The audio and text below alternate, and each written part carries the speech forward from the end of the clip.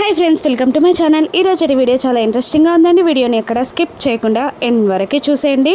కౌశికి, జగదాత్రి ఇద్దరు నిషిని యువరాజ్కి కాల్ చేయమని, పూజకి తొందరగా రమ్మని చెప్పమని అంటుండగా నిషి యువరాజ్కి కాల్ చేస్తుంది. ఇక ఎక్కడున్నారు, తొందరగా రండి, ఇక్కడ పూజ మొదలవుతుంది అని అంటుండగా యువరాజ్ గట్టిగా వార్నింగ్ ఇస్తుంటాడు. నిషి ఎట్టి పరిస్థితుల్లో కూడా నేను వచ్చే వరకు పూజ మొదలవ్వకూడదు, ప్రాణ ప్రతిష్ఠ జరగకూడదు, నేను ఎందుకు చెప్తున్నానో విను అని వార్నింగ్ ఇస్తుండగా ఇక దాత్రి ఇలా అంటుంటుంది. ఏంటి నిషిక, యువరాజ్ వచ్చే వరకు పూజ మొదలు పెట్టొద్దు అంటున్నాడా అని అంటూనే పంతులు గారు ఇంకా పూజకి ఎంత సమయం ఉంది, రాహుకాలం ఏదైనా ఉందా అని అడుగుతూ ఉంటుంది. అప్పుడు పంతులు గారు ఇలా అనేస్తారు, పూజకు ఎంతో టైం లేదమ్మా, కొంచెం తొందరలోనే పూజ స్టార్ట్ చేయాలి, రాహుకాలం మొదలవుతుంది అని పంతులు గారు అనగానే ఇక కౌశికి నిషి చేతిలో నుండి ఫోన్ని లాక్కొని, మేము పూజని స్టార్ట్ చేస్తున్నాం యువరాజ్, నువ్వు మధ్యలో వచ్చి జాయిన్ అవ్వు అని అంటూ కాల్ కట్ చేస్తుంది. ఏంటంట యువరాజ్ అని కమలాకర్ అడుగుతూ ఉండగా, పూజ స్టార్ట్ చేస్తున్నాం అంటున్నారు, మనల్ని మధ్యలో వచ్చి జాయిన్ అవ్వమంటున్నారు, ఒక్కసారి ప్రాణప్రతిష్ఠ పూర్తయితే నిమజ్జనం వరకు విగ్రహాన్ని కదిలించలేం బాబాయ్, ఎలాగైనా పూజని ఆపాలి అని యువరాజ్ అనేస్తాడు. ఇక తొందరగా పోనివ్వు, అదిగో షాప్ అని అంటూ విగ్రహాన్ని కొనుగోలు చేయడానికి కమలాకర్, యువరాజ్ ఆ షాప్లోకి వెళ్తూ ఉంటారు. మరోవైపు పూజకి అన్నీ సిద్ధం చేస్తారు. ఇక నిషి పక్కన దాత్రి, కేదార్లు, ఆ మరో పక్కన కౌశికి, సురేష్, కీర్తి పాప అందరూ కలిసి పూజలో కూర్చుంటారు. ఇక ఒకరికొకరు బొట్టు పెట్టుకుంటూ ఉంటారు. దాత్రి కేదార్కి బొట్టు పెడుతూ, యువరాజ్ రాకముందే ప్రాణప్రతిష్ఠ పూర్తవ్వాలి, అప్పుడే డబ్బు ఇక్కడ లాక్ అయితేనే ఇక యువరాజ్ని ఆట ఆడించవచ్చు, ఈ డబ్బు వెనకాల ఎవరి హస్తం ఉందో ముందుకి లాగి వాళ్ళందరి పని పట్టొచ్చు అని అంటుండగా, అలాగే దాత్రి, నేను ఆల్రెడీ పంతులు గారికి అన్నీ చెప్పి తీసుకొచ్చాను, కరెక్ట్ టైంకే ప్రాణప్రతిష్ఠ పూర్తి చేస్తారు, యువరాజ్ రాకముందే విగ్రహానికి ప్రాణప్రతిష్ఠ పూర్తయిపోతుంది, ఇక్కడే డబ్బుకి లాక్ పడిపోతుంది, ఇక యువరాజ్ చుక్కలు చూడాల్సిందే అని కేదార్ అంటుంటాడు. మరోవైపు విగ్రహాన్ని తీసుకొని యువరాజ్, కమలాకర్ బయలుదేరుతాడు. ఒక్కసారి నిషికి కాల్ చేయి అని అంటుండగా విగ్రహం దగ్గరే నిలబడి యువరాజ్కి కాల్ చేస్తున్నా కూడా నిషి కాల్ లిఫ్ట్ చేయదు, చా అని అనుకుంటూ ఉంటారు. మరోవైపు దాత్రి, కేదార్లు అన్యోన్య దాంపత్యం వహిస్తూ ఒకరికొకరు కంకణాలు కట్టుకుంటూ ఉంటారు. అదే సంతోషంగా కౌశికి, సురేష్ కూడా కంకణాలని కట్టుకుంటూ ఉంటారు. కీర్తి పాపకి కూడా కంకణం కట్టుకుంటారు. ఆ రెండు జంటలని చూడ్డానికి చాలా చూడముచ్చటగా ఉంటుంది. వైజయంతి అక్కడున్న వాళ్ళందరికీ బొట్టు పెడుతూ ఉంటుంది. నిషి దేవునికి దండం పెట్టుకొని హ్యాపీగానే ఫీల్ అవుతూ ఉంటుంది. యువరాజ్ విగ్రహం తన కోసం తీసుకొచ్చిన ఇక దాత్రి టైం అవుతుంది, పంతులు గారికి చెప్పు అన్నట్టు కళ్ళతో సైగ చేయడంతో పంతులు గారు టైం అవుతుంది అన్నట్టు కేదార్ కూడా పంతులు గారితో సైగ చేస్తాడు. ఇక పంతులు గారు కేదార్ సైగని అర్థం చేసుకొని, అమ్మ ముహూర్తం సమీపించింది, ముందుగా ప్రాణప్రతిష్ఠ పూర్తి చేద్దాం అని అంటుండగా నిషి అని దాత్రి పిలుస్తుంది. ఇక నిషి కొబ్బరికాయ కొట్టగానే పంతులు గారు ప్రాణ ప్రతిష్ఠని పూర్తి చేసి విగ్రహం ముందున్న క్లాత్ని తీసేసి విగ్రహాన్ని ప్రతిష్ఠ చేసేస్తారు. ఇక ప్రాణ ప్రతిష్ఠ పూర్తి అవడంతో అందరూ జై బోలో గణేష్ మహారాజుకి జై అని భక్తి భావనతో మునిగిపోతూ ఉంటారు. అప్పుడే ఆపండి అని యువరాజ్ ఆపేస్తాడు. ఇక యువరాజ్ తెచ్చిన విగ్రహాన్ని, యువరాజ్ని చూసి అందరూ కంగారు పడుతూ ఉంటారు, టెన్షన్ పడుతూ ఉంటారు. ఏంటి విగ్రహం మళ్ళీ ఒకటి ఎందుకు తెచ్చావు యువరాజ్, అటువంటి విగ్రహాన్ని ఎందుకు తెచ్చావు అని అంటూ ఉండగా యువరాజ్ ఇలా అనేస్తాడు, ఆ విగ్రహాన్ని ఆఫీస్లో పెట్టాలి, ఈ విగ్రహం ఇక్కడ పెట్టి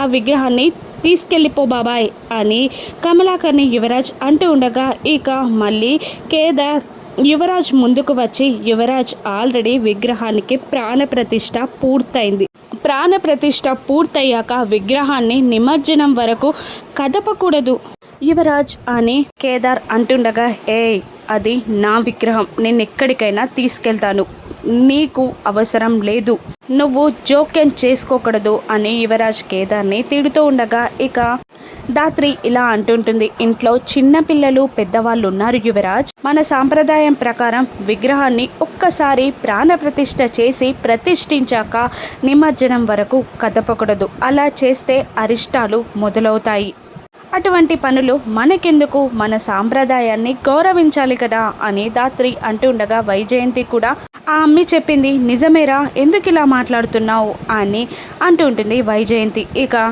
కౌశికి ఇలా అంటుంటుంది, అటువంటి విగ్రహమే ఎందుకు తెచ్చావు యువరాజ్, ఆల్రెడీ పూజ పూర్తయింది, ప్రాణప్రతిష్ఠ జరిగిపోయింది అని అంటుండగా ఆ విగ్రహం ఎవరిదో తెలియకుండానే ప్రాణప్రతిష్ఠ చేసి పూజలు చేసేస్తారా, మీకేమైనా మైండ్ ఉందా అని యువరాజ్ తిడుతుండగా నీ విగ్రహమే కదా బామ్మర్ది, ఇదంతా మన విగ్రహమే కదా అని బూచి అంటుండగా కాదు, అది నా విగ్రహం, నాకు మాత్రమే అది సంబంధించింది, ఇది అందరికీ సంబంధించింది, అది తీసుకొచ్చి ఇది ఇక్కడ నుండి తీసుకెళ్ళిపోండి అని అంటూ ఉంటాడు యువరాజ్ మళ్ళీ. ఇక ప్రాణప్రతిష్ఠ పూర్తయ్యాక అదే మాటలు, ఈ విగ్రహాన్ని ఇక్కడే ఉంచాలి, కావాలంటే అది ఆఫీస్లో పెట్టుకో అని కౌశికి అంటూ ఉంటుంది. అయినా నా విగ్రహాన్ని ఇక్కడికి ఎవరు తీసుకొచ్చారు అని యువరాజ్ అంటుండగా నువ్వే నిషి కోసం తీసుకొచ్చి మళ్ళీ అలా ఏం మాట్లాడతావురా అని కౌశికి అంటుండగా ఇక యువరాజ్ నేను తీసుకురాలేదు అని చెప్తున్నాను కదా అని అనగానే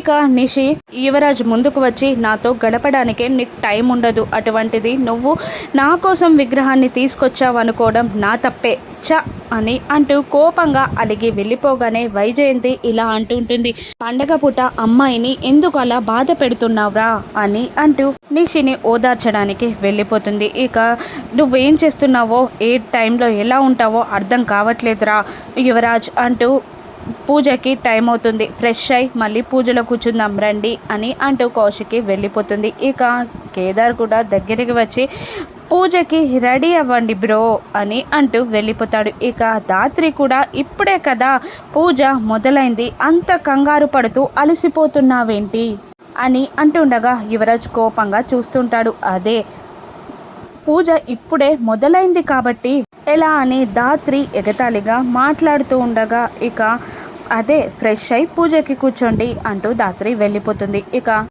ధాత్రి కేదార్లు ఇద్దరు ఒకరినొకరు ఐఫై ఇచ్చుకుంటారు వాళ్ళ ప్లాన్ సక్సెస్ అయినందుకు. మరోవైపు యువరాజ్ కమలాకర్ కోపంతో రగిలిపోతూ ఉంటారు. ధాత్రి ఇలా అంటుంటుంది, అసలు ఈ విగ్రహం ఎలా ఇక్కడికి వచ్చిందో ఆలోచన మొదలు పెట్టుంటారు, మీనన్కి ఇన్ఫర్మేషన్ చేరేసి ఉంటారు. ఇక మనం కన్నంలో పొగ పెట్టి డబ్బుతో సంబంధం ఉన్న వారినందరినీ బయటికి తీసుకురావడమే మిగిలింది అని ధాత్రి అంటుండగా ఎలా అని అంటుంటాడు కేదార్, మనం ఎక్కువగా శ్రమ పడాల్సిన అవసరం లేదు, ఇక్కడే డబ్బు ఉంది కాబట్టి యువరాజ్ చేసే ప్లాన్స్ అన్నీ తెలుసుకొని తిప్పి కొడితే సరిపోతుంది అని ధాత్రి అంటూ ఉంటుంది. ఇక యువరాజ్ ఇలా అంటుంటాడు, మీనన్కి కాల్ చేసి విగ్రహం ఇక్కడికే వచ్చింది అని అంటుండగా నాకు అదంతా అనవసరం, రేపటిలోగా డబ్బు రాకపోతే నాకు నష్టం జరిగితే ప్రాణాలు తీయడానికైనా నేను వెనకాడను అని మీనన్ అంటుండగా లేదు బాయ్, ఎలాగైనా నేను డబ్బు తీసేస్తాను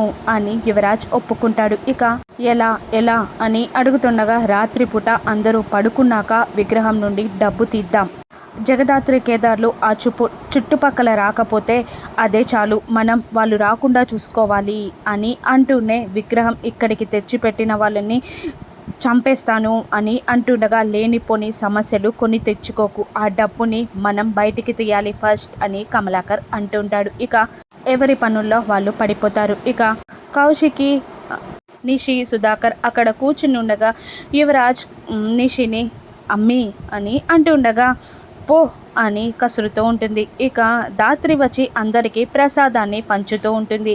ఇక నిషి డల్గా ఉండడం చూసిన కౌశికి ఏమైంది అని అడుగుతుండగా ధాత్రి యువరాజ్ విగ్రహం తన కోసం తెచ్చాడనుకొని సంబరపడిపోతుంది కదా, ఇప్పుడు తన కోసం తేలేదు అని తెలిసి బాధపడుతుంది అని ధాత్రి చెప్పేస్తుంది. ఇక వైజయంతి లేదమ్మే నిన్ను ఉడికించడానికి అబ్బోడు అలా మాట్లాడాడేమో అని సర్ది చెప్తూ ఉంటుంది వైజయంతి. ఇంతలో ఒక board of director Kaushiki call చేసి బోర్డ్ ఆఫ్ డైరెక్టర్స్ మీటింగ్ ఏర్పాటు చేస్తున్నాం, మీ మాటగా ఏదైనా చెప్పండి, మీ వాళ్ళని పంపించండి అని చెప్పి కాల్ కట్ చేస్తాడు. ఇక ఏమైంది అని అడుగుతుండగా నిషి వైజయంతికి ఆ మ్యాటర్ చెప్పగానే మేము వెళ్ళి మ్యాటర్ని సెటిల్ చేసుకొని నిషిని సీఈఓగా చేసొస్తాం అని వైజయంతి అంటూ ఉండగా ఇక ధాత్రి ఇలా అంటుంటుంది, ఇంకా పోటీయే లేనప్పుడు వదినకి అడ్డే లేనప్పుడు వేరొకరు ఆ కుర్చీలో కూర్చోవడం ఏంటి, అది కుదరని పని,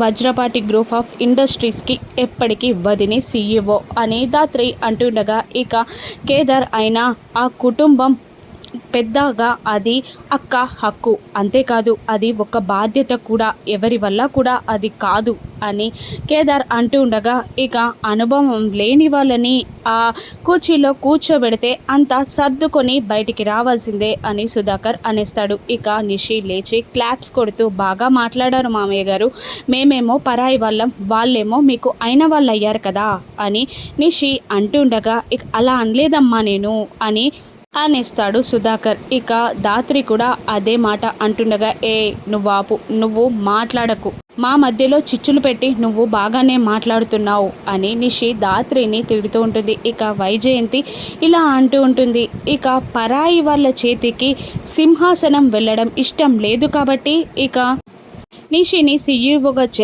చేస్తానన్నాను అని వైజయంతి అంటూ ఉంటుంది. ఇక నిషి కోపంగా ఉండడం చూసిన కౌశికి పైకి లేచి కూలవ్వు నిషి అని అంటూ ఉంటుంది. అప్పుడు కౌశికిని నిషి నెట్టేగానే కింద పడిపోతున్న కౌశికిని దాత్రి కేదార్లు పట్టుకొని, నొప్పిగా లేదు కదా వదిన, బానే ఉంది కదా అని అంటుండగా కంగారు పడుతున్న దాత్రిని వైజయంతి గమనిస్తూ, ఈ అమ్మి ఎందుకు తుల్లి పడపోతే అంతా కంగారు పడుతుంది, ఏమైంది అని ఆలోచిస్తూ ఉంటుంది. ఇక నేను అత్తయ్య ఆఫీస్కి వెళ్తామంటూ కౌశికి తోసేసినందుకు సారీ చెప్తూ ఉంటుంది నిషి. పర్లేదు అని అంటూ ఉంటుంది కౌశికి. ఇక దాత్రి నిషి సీఈఓగా కాకుండా ఆపడానికి ప్లాన్స్ చేస్తూ ఉంటుంది. ఇక ఇక్కడ మీనన్ని పట్టుకుంటుందా, అక్కడ నిషి సీఈఓ కాకుండా దాత్రి ఆపుతుందా, ఏం జరుగుతుందో రాను ఎపిసోడ్స్లో చూద్దాం. Thank you for watching.